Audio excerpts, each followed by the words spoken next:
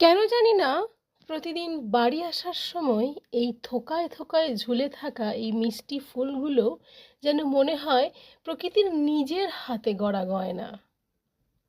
মাধবীলতার এই মিষ্টি গন্ধ যেন বলে দেয়, ভালোবাসা আর ফুল দুটোই যত্নে বাঁচুক। গ্রীষ্মের দাবদাহে মাধবীলতার স্নিগ্ধ ছোঁয়া ঠিক যেন না পাওয়া ভালোবাসার এক অনুভূতি।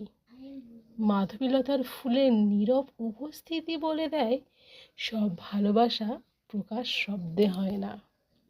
কেউ আপনাকে ফুল দিলে আপনার ভালো লাগবেই, আর কেউ আপনাকে ফুলের মতো যত্ন নিলে আপনার নিজেকে খুব বেশি মূল্যবান মনে হবে।